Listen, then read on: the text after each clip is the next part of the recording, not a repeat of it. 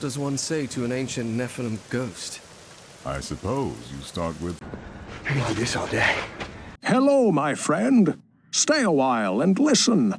What's going on YouTube? It's Filthy and we're back with another video. Diablo 3 Season 30, the Soul Shards Return. What class should you play? At the time of recording this, we still don't have a date for the season. Maybe by the time we get round to a few days after this releases, we will hear. I am hoping we do hear this week, but that doesn't mean that we can't have some fun planning out what we're going to do. So that's what today's video is going to be all about. Hey guys, it's Filthy. Quick insert here. Of course, I've been a little lazy editing this video. It's taken a couple of days to get out. We do now have a season date as per yesterday's video. It is the 12th of January, which is Friday, so super pumped. Let's go. Back to the video. It's going to basically be every class, which is the best start, what should you be picking, what should you be playing. So we're going to talk about leveling 1 to 70. We have done a separate video on this, but we will mention it again. We're going to go through the starting sets, which ones are good, which ones are bad, which ones are endgame viable, which are not, and then obviously talk about where we want to go in terms of endgame. So welcome to anybody who's new. Timestamps will be in the description. I will link this document if you wish to save a copy for yourself, and I will put some video links to any of the footage that we use, some of the builds and that kind of thing. As always guys, a thumbs up brightens my day. So what's new for Season 30? Well, for leveling, we've actually got quite a lot that has changed. So the Alter of Rites returns from Season 28, and if you remember or played Season 28 at all, this really did have a massive impact on leveling, and leveling for every future season now is going to be very different than it was beforehand, because the Alter is now going to be a permanent feature for both season and non-season. You will have to unlock it from scratch every new season. But we can get double kill streaks and double streak bonus, which makes massacre bonusing that little bit faster. But more importantly, one of the nodes on the altar that you will have access to every single time you level a character, you just have to put a little bit of work into it, is that items will have no level requirement. Now this is very powerful, particularly with the soul shards this season, because it means that we can craft level 70 weapons, level 70 items and use them. So do check out the leveling video that we did showing how to do that.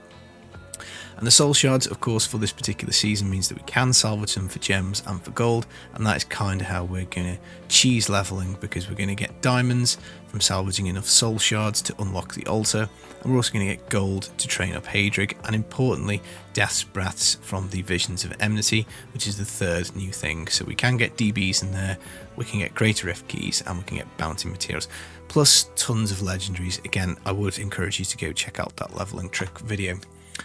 So this is the Alter of Rites. This is like a very early version with just the first two nodes done. So it would be double kill streaks and no level requirements. All you need is 10 reusable parts, 1 flawless diamond or greater, which is where the soul shards come in, because when you salvage them, you can get 3 imperial gems or a flawless square gem. So if you get a diamond, which is about 1 in 5 roll, then you can just simply plug in here. If not, you have to wait till level 18, combine a couple of diamonds at the jeweler, and that will be this node unlocked. If you keep farming the soul shards, obviously eventually you'll get diamonds, so a bit of a question as to whether you want to try and focus just on soul shards, or whether you want to actually just play the game up to level 18 and then do some boss bounties. That's obviously up to you. Now the third node is 1 greater rift key and 10 DBs. Because of Visions of Enmity, we can actually unlock this whilst leveling. I'd be very tempted to go for the 10% move speed. It's not massive. That's what she said. But it will help you out a little bit. And then the other one really for consideration would be the permanent XP pools, albeit I'm not entirely sure how valuable they are up until the very last few levels of getting up to 70. But again, one of those two is going to be helpful whilst leveling. Now in terms of 1 to 70, I would just simply make a necromancer. So your first character, provided you've got 2 character slots for the season, even if you want to play wizard, witch doctor, monk, whatever it is, make a necromancer first and do the season journey. Just don't collect the Haedrigs bags into your inventory, save them, and you can make another character and then collect them on there. So you can do your entire season journey on a necro, pick up your bag on monk, and you will get the inner set. This will be with saving your challenge rift bag, because we want to save the challenge rift bag for unlocking the altar. We don't want to get stuck in the opening weekend. If, let's say, you do decide you're going to use that Challenge Rift bag to make 1 to 70 a complete joke, you can pick any class you want. You'll instantly be able to make level 70 weapons and just completely crush on Torment 6 and be at 70 in no time. But I think even if you picked any of the classes whatsoever, you can get to 70 in about 90 mins, so about an hour and a half. It doesn't matter what class you do. I just think Necro is the best, but all of them are viable. So my strat would be make a Necro and then swap off it later. Looking at the starting sets, once you get to 70 and you complete your season journey, the Necromancer is going to get the Pestilence set. This has been buffed this last patch, but it is still quite poor. The only thing I'd say it's particularly good at is speed drifting, really low levels, but you need a ton of cooldown and it is quite fiddly, so I'd say that's quite a poor starting set on offer, albeit the 2-piece is nice with the automatic Corpse Lance. But still, I would use the Legacy of Dreams gem when making my Necro rather than going for 2 and 4-piece Pestilence. The Wizard gets the Delzir's Magnum Opus. This is an okay set. It does a decent amount of damage, but a bit more of a push set rather than a speed set, so not going to be something you're going to play around with too much. You'll be looking definitely to move off it to do all of your farming on. Witch Doctor gets Zuni Master. This has been nerfed in this patch cycle. It's quite a difficult set to get going because it is a little bit squishy. It's a little bit clunky because you have to tag with your mana spenders. But on the plus side, you get a lot of pieces and it's quite straightforward, and it's okay to start off with, I guess. The Barb gets the Raycor set. This is the strongest build that the Barb has access to. Probably isn't what you want to speed farm with, but it is a very strong starting set, so certainly a very solid choice.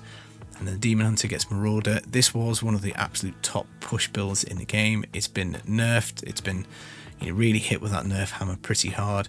It'll still be absolutely fine for getting a 6-piece bonus and getting your seasonal character going. It does a lot of damage, quite easy to set up as well, which is nice.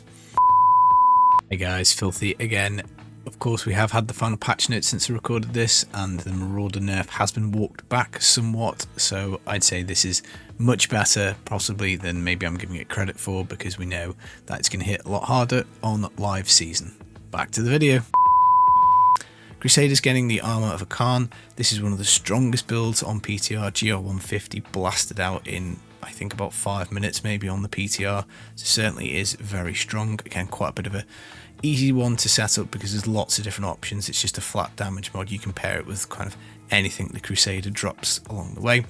But I've put Monk in red as in my opinion, as a starting set. It's absolutely OP because you need barely anything to get this set up. The boots are in the level 1 loot pool, so you can roll at Kadala for those. You just need a Binding of the Lesser God braces. You don't even need any weapons, and you can really start to crush content. Be very fast to unlock the altar with this. One of the best pound for pound speed builds in the game.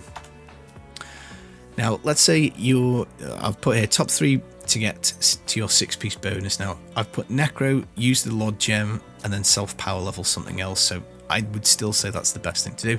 But let's say you don't want to do that. Well, I'd still say Necro is going to be the best, obviously, just because getting that 6-piece is going to be so easy. Demon Hunter, a Marauder 4-piece is going to add a little bit of damage, so it's quite easy to get your 6-piece on a Demon Hunter, and it's also pretty easy to get it done on Barb because you get all the runes on Furious Charge and you get a little bit of damage. But honestly, can't recommend it enough. Make a Necromancer, complete the season journey on that character, grab the bags on a different character, and basically pick whichever 6-piece you want. Now, in terms of the actual strength of the Haedrigs, so which is the best 6-piece set to get, well, I think Monk is the clear winner here, just simply because those speeds are so good. You'll be able to get up to like 90, 100 without much effort at all, and as I said earlier, it's really easy to build. There's not many multipliers. Marauder, I think, kind of goes in a similar-ish category. It does a lot of damage. It's quite good. It's easy to build because there are so many things that go with it. And Raycor, I think this is probably third in terms of the best 6-piece because it is very strong, and I think it's really easy to build because the spears, there's not many in the loot pool. You just upgrade spears until you get the 2 that you need for the damage, and then all you're really looking for is a pair of braces, and that will, at least get you going with some damage. DH and Barb probably want to swap off Marauder and Raycor though, so the Demon Hunter, you want to go onto the Gears of Dreadlands, much faster and more efficient speed build. and the same for the Barbarian. You want to use Raikor to get going, you want to swap onto Whirlwind, and then go from there with probably the most efficient build Barb has. If the question is just which of these Haedrigs is the strongest set available, so which pushes the highest, well, I think that's going to be the Crusader. The Khan set had a 150 clear, as I say, in about 5 minutes on PTR. It was pretty nuts. Barb Raikor was similar, really strong clear of 150 on PTR. Of course, we have to take all this with a little bit of a pinch of salt because the PTR was only a week long. Not many people played it, so it could well be that there are hidden things inside the soul shards, inside the patch, inside the game that will do an awful lot of damage. And then third, I'd say Marauder and Inner both looked pretty strong on PTR, but probably not like the 150 in like the 5 minutes, but they were both pretty strong. But look, let's be real, almost every build in the game will solo 150 next season if you put a little bit of time in to get Paragon, get your gems up, get your gear tidied up. I think the way the soul shard mechanics work, they add so much power. We're going to see pretty much 150s across almost everything. I think there might only be a couple of suits in the game that don't get it done. So what's the best speed builds? Well, I think this is always worthwhile keeping in your mind, because really to get your character set up, to get your account set up for the season, you want really solid solo speed farm build, because that will allow you to gain Paragon levels, gain gear, augments, Whisper of Atonement gems, all that kind of stuff. And my top three, I think, having played a bunch of PTR, was certainly the Crusader, the automatic Fist of the Heavens. This is just lovely to play. It's really lazy. You can try and push buttons for maximum damage on it, but if you just want to tune out, watch the telly, watch podcast, Netflix, whatever, jump on your pony and obliterate the screen, it is quite straightforward. Demon Hunter Gears of Dreadlands, again, this is always one of the pound for pound best speed builds in the game. It's just got wave clear, you wreck the screen, you move really fast, not much has changed. It's one of the best builds, has been for a long time for solo speed farming, and of course adding soul shards just gives it a really big power kick, so that's another really good one. And then the third is the Monk Inner Water Ally, probably not quite as strong as the Crusader or Demon Hunter, but it's not far behind, and with it being a starting set, with it being so easy to put together, I do think it is pretty good. You can also mix this with Raiment set, so if you want to go off and farm your Staff of Herding to unlock the full power for the Alter of Rites, Infinite Teleport Monk is a pretty good way to go.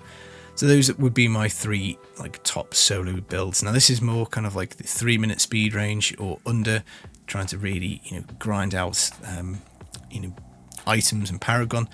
You can go for something like Rathma on a slightly higher ceiling. I'm sure Wizards probably with Firebirds has got some builds, so I'm not saying these are the only speed builds, but these are just three that I know work really well up to like that kind of GR120 solo speed farm range. If you're talking about grouping, well, Demon Hunter is probably going to be a really solid bet to start off the season, because you can make yourself a support Demon Hunter, so it's ZDH, or you can go into the Gears of Dreadlands. I think early on, running Gears of Dreadlands with ZDH in groups will be fine. I think early on we'll see a lot of Crusader, which is second on the list here with the Fist of Heavens. I think there will be quite a few Fist of Heavens ×2 with a ZDH and a Z-Barb running around. There will be some fun stuff to do with Z-Necro. Some of the soul shards add like stacking crit effects. They are quite good for support builds. So supports, I think next season, if there is the player base to be there to take up these roles, will add quite a lot of damage. And of course Barb is always really good for a Z-Barb. So again, another pretty solid choice. And Necro, Z-Necro I think will get some playtime, and Rathma is probably still going to be very strong, and there will be some kind of 4-player meta about time attacking 150 with Rathma. I'm fairly sure of it. But the best things that I saw on PTR were double Crusader with a ZDH, and then just another support, so either the Barb or the Necro, crushing things out pretty fast and efficiently. The three worst classes, I think, for next season are probably going to be Witch Doctor, Wizard, and Necro. Now, don't get me wrong, there is almost no such thing as a worst class next season, because the Soul Shards do add so much power. But Witch Doctor starts with Zuni, which is not great, as we talked about, and the Arrakir Spider really did get hit with the nerf hammer. Maybe Jade will be good, maybe Helltooth will be good. I'm sure there will still be some really good clears with Witch Doctor. If you love the class, it's still going to be fun to play. I didn't try it at all on PTR, so I can't say personally anything about it. But as always in this game, really does seem like there's not much hype around the Witch Doctor this time around.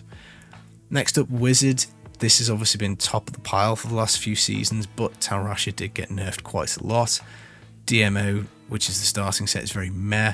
It's a kind of pushy kind of set. It's not really terribly fun to play in my opinion. Firebirds I think will probably be really strong. Hydra might be quite strong, but again, I didn't do any Wizard on PTR, I just didn't have the time. And again, it feels a little bit like the hype has kind of gone out of this class for next season. Legacy of Dreams, Meteor will still be really strong, I'm sure, because obviously whilst some of the supporting items for Meteor got touched with the nerf, it was mainly the towels set. And I've put Necro on here just simply because the Nova build has been nerfed. It'll still do 150 pretty comfortably, and we can now do that on Anarius, which caused a nice buff. We can do it on Draguls, we can do it on Legacy of Dreams, I think. A little boring in that it's probably going to be Nova galore for like the 150s. We still do have Rathma as well as on Necro, but Pestilence is a pretty poor start. But if you're going to group as a Necromancer, Rathma, Zenek, I think is probably pretty good. So maybe it should just be the two worst, Witch Doctor and Wizard, and Necro we should just give it a bit of a pass in that regard. So what would I do? Well, I would make the Necro to level, as I say. I'd keep that character as a Zenek just in case I need it later on in the season. If I was going to do SSF mode, I would then swap onto Monk, get my Haedrigs bags, which would have the inner set, and I would blast myself up to bounties, up to the full altar, and then go off and make some other characters from there. If, let's say, I wasn't doing SSF, I would level with the Necro. I might still go Monk because I know it's really good for speeds, but if I'm in a group and I know I've got time to build out a character, I'd probably make a Barb or a DH because Whirlwind or Gates of Dreadlands are going to be very easy to set up, and also the support Z-Barb and ZDH are going to be pretty good. But overall, just have fun. Make sure you pick whatever class it is that you think you would like to play, because all of them next season will be fine.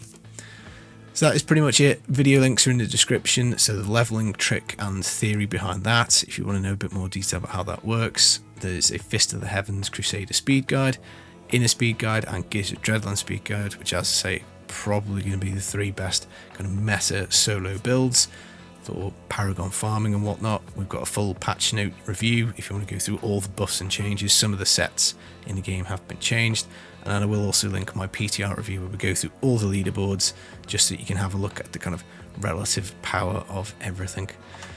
So thank you. I hope this helps you pick which class you're going to go for. Do let me know in the comments which one it is.